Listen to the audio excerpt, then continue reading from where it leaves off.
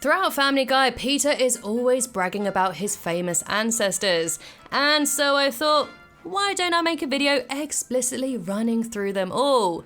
Therefore, this is the entire family tree of Peter Griffin. Let's begin. Now let's start all the way back to the Stone Age to meet Caveman Peter, and the funny thing about this Neanderthal is that he's a whole lot smarter than modern day Peter, which granted isn't so hard to be. What color is a fire truck? Oh God, I always get these. Yeah, he was actually pretty smart and was responsible for the greatest invention ever, the wheel, and he used his hot cave woman wife to promote it, effectively becoming a pioneer of product marketing. And if we follow this tree down, we come across Moses Griffin, a prophet of God who led the Jewish people out of Egypt and parted the Red Sea. God also entrusted Moses with a stone tablet containing the 10 Commandments. Commandment number 1, shut the hell up. Did you know that Peter has a little bit of royalty in his blood? Well, he does, and it dates back all the way to the 14th century, to the King of Denmark. His demise came when he suffered a heart attack at an enormous table, which meant that the doctor could not treat him in time. And that, kids, is why Denmark builds such small tables.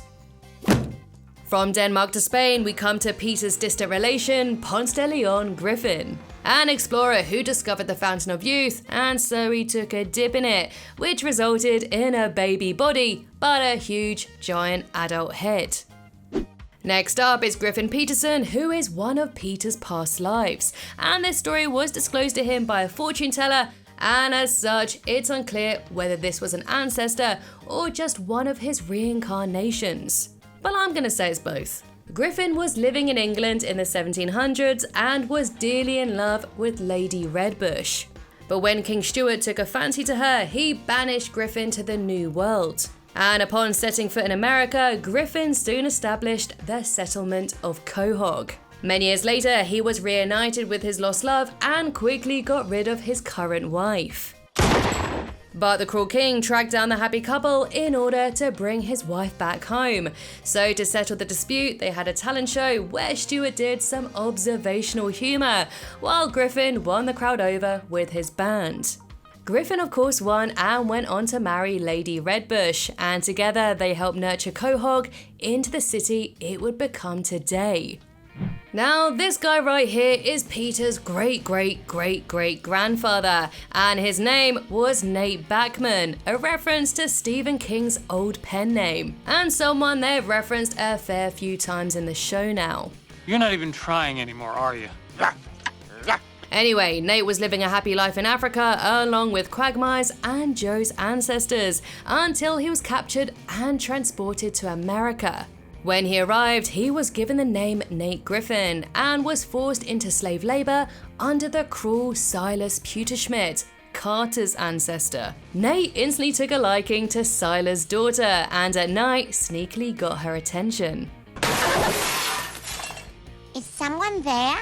Nate won her over with a joke and the two quickly fell in love and raised a family in secret for 15 whole years. But when Silas eventually found out, Nate knocked him out and the family fled to the north. Finally free, Nate got back at his captor by creating the Department of Motor Vehicles. Golf is of course one of the world's most popular pastimes, and we all have Peter's great-great-great-uncle to thank for it. Angus Griffin actually invented golf after agreeing with a bunch of other Scotsmen that they wouldn't allow Jewish or black people to play. Now, I have no idea how Nate somehow has a Scottish son, but there we go. In addition to a Scotsman, Peter's other great-great-great-uncle was Jabba the Griffin. Nipple pinchy. Peter's great-great-grandfather's biggest claim to fame was owning one of the world's first telephones. Hello, Jonathan? No, what number are you calling? 7. Well, this is 3. Oh, sorry. His other brother, Ulysses S. Griffin, was much more impressive, beating Robert E. Lee in a beer drinking contest, which brought the Civil War to a close. They compromised by saying that there would be no slaves, but they wouldn't have to read. Of course, none of this makes any sense at all continuity-wise, but Family Guy does have its own alternative history. Things must have been very tense in Ulysses Griffin's household, as his conjoined twin brothers were on the opposing sides of the Civil War. When his Confederacy brother announced he was seceding, his conjoined twin brother shot him. Not too smart, huh? Yeah, did not think that one through. Anyway, through a science, Peter somehow has at least 5 great-grandfathers. And one of them was John Wilkes Photo Booth Griffin. When Abraham Lincoln does the whole bunny ears over John's head during a photo sesh, he takes offense and shoots Lincoln. Peter's other great-grandfather was Willie Black-Eye Griffin, and he was the greatest silent actor of the 1920s. His Oculus misadventures made him a superstar, and as such, he and his family were the wealthiest people in Hollywood. But his golden years soon ended when Willie's voice wasn't quite right for the talkies. Get in there and finish your homework! Now we come to his third great-grandfather, Juarez. And although small in stature, he had a ferocious fighting spirit and was a professional cockfighter. So it does look like that fighting chickens has been a Griffin family tradition for many years now. By the way, if you want to see a full history on the giant chicken fight, then check out Ernie the Chicken's timeline. It's listed down below in the description. Then there was Huck Griffin, who rafted down the mighty Mississippi. His fifth and hopefully final great-grandfather was called Take On All Comers Griffin, who made a living boxing kangaroos. And you know what? I'm starting to suspect that Peter is just making up all of these ancestors. Anyway, let's continue down to Peter's grandfather Josiah. He worked at Warner Brothers and helped design Bugs Bunny, although he did have a controversial name in mind for Bugs that I'm not allowed to say on YouTube. Oh, you can all go to hell! Peter has 3 great aunts he talks highly of, one of which is Queen of Burlesque Griffin, Cheesy jokes and ugly broads. the other Legs Go All the Way Up Griffin, Do those legs go all the way up? Why, yes, they do! Ah! and his most famous great aunt, Ella Fitzgerald Griffin, who hits a note so high she smashes a glass and blinds Ray Charles. Peter also has a fair few cousins, such as Rufus, an actor who starred in blaxploitation films such as Caddy Black, Black Draft, and Black to the Future. His other cousin is called Peter the Pig, and look, if he can have a great uncle that is Jabba the Hutt, then it shouldn't come as quite a surprise that he could have a talking pig as a cousin too. Peter's mother was called Thelma, and as a young woman, she had a fling with an Irish drunk called Mickey McFinnigan. Upon returning to the States, she discovered that she was pregnant, and so she tried to terminate it in Mexico, but she was a little too late, and out popped our Peter. She later wed a man called Francis, a strict Catholic man who adopted Peter, and for the most of his life, Peter thought Francis was his biological father. And because of this, you could say that none of his Griffin ancestors are technically blood related, but I don't think that's the case. I mean, they all literally look like Peter Griffin clones. This could simply be explained that Peter inherited his last name from his mother's line, making all of his Griffin ancestors related to him through his mother. Or maybe it's just Family Guy and I'm completely overthinking it. Probably. Anyway, Peter did finally find out the truth when he was an adult, so he set off to Ireland to finally meet his birth father. But instead of a warm dad and son bonding moment like he hoped, Mickey had no interest in getting to know Peter at all.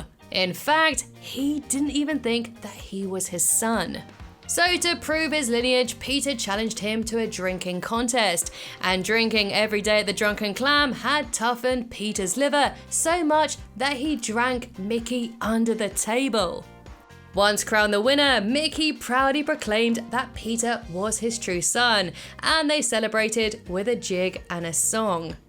Either through his mother or his father, Peter has a fair few siblings. He has a strange hairless twin for one, who he keeps locked up in his storm shed, and as a special treat for Christmas, feeds him eggshells and coffee grounds. But one day, the hairless Peter escapes and shoots Peter donning Peter's clothes and so tries to take his place. Peter also has an evil brother called Thaddeus who sports a spiffing tash and a lovely top hat. But sadly, we don't know too much about him. In one episode, we are also introduced to his other twin called Chip. It turns out that Chip had been growing on Peter's shoulder under his skin, and when Dr. Hartman cut into the growth, out popped Chip. At first, Peter was super happy to have a brother, and the two quickly became the best of buds. So Peter finally welcomed Chip into the family, but Chip didn't stick around, wanting to explore the world, so they tied him to a balloon and sent him off, up and away. But Chip did land on his little legs, becoming an actor on the TV show The Middle. In addition to these, he also technically has a clone. When Peter hung his hand out of the car window and got it sliced off, the hand grew into another Peter, and this evil version of Peter was last seen murdering a woman. He's murdering a lady. And let's not forget about his sister Karen. Karen constantly picked on Peter growing up, and because of this, Peter subconsciously saw Karen in his daughter Meg, and so bullied her. And fed up with being picked on, Peter and Karen went toe-to-toe in a wrestling ring, and just as he was about to be choked out, he was saved by Meg. Despite always being the butt of her father's jokes, Meg said she will always stand up for him. I'm really sorry I treated you so badly over the years. But it turns out that the chair shot put Karen into a coma, and Peter simply refused to donate an organ. No, I don't want to check. Doctor says there's nothing they can do. So yeah, that's why we haven't seen Karen in a few years. And finally, we arrive at the man himself. Peter is married to Lois, and together they have 3 lovely children, Meg, Chris, and Stewie. But Peter actually has tons more offspring. It was revealed in the episode A House Full of Peters that he donated his little Peters at a sperm bank, and one day, many years later, they all turned up on his doorstep. Meaning that Peter's genetic line will continue for many more years to come. God save us all. And with that, we have come to the end of the video. Which of Peter's ancestors do you like the most? Let me know in the comments below.